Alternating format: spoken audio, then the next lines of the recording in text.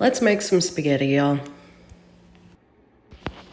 First off, this is going to make enough for 5 people with plenty left over, so feel free to reduce the recipe at a 1:1:1 ratio. Stick with 1 jar of sauce to 1 pound of pasta to 1 pound of meat.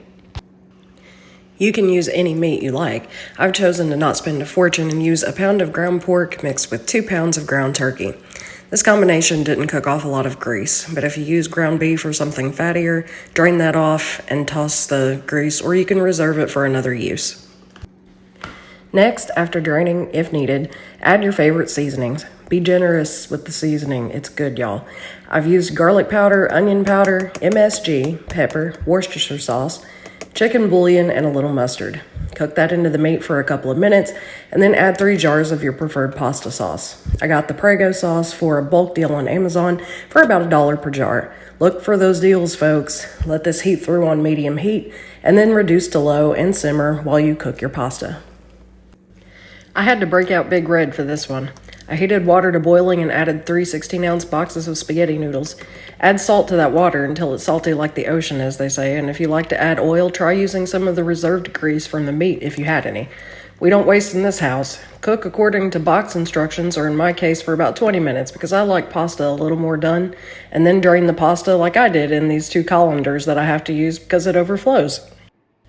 Now get that pasta into a nice big serving bowl and add some olive oil or butter, Italian seasoning, and a little garlic powder, and mix that all up. The oil is going to keep it from sticking together as it sits for serving. If there are some clumps, that's okay. Just keep mixing until they separate.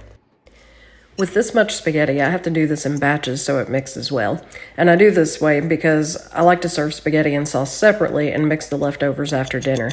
If you like it mixed, you can absolutely return the noodles to the large pot instead and follow the same steps. Once all of the noodles are separated and coated, grab your sauce from the stove and give it a good stir. Now you're ready to assemble that beautiful plate of spaghetti that everybody's been waiting for. Now this is a very meaty sauce. But as you'll see in a moment, you can heat a separate pan of tomato sauce if one of you prefers more of that. Now grab a bag of shredded cheese or a can of Parmesan, add it to the top, and you're ready to eat. Look at that, guys. Isn't that beautiful? Now, back to that pan of extra sauce.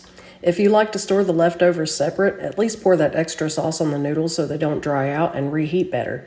But if you store it mixed all together, add it to that as well, because the pasta will continue to soak up that sauce.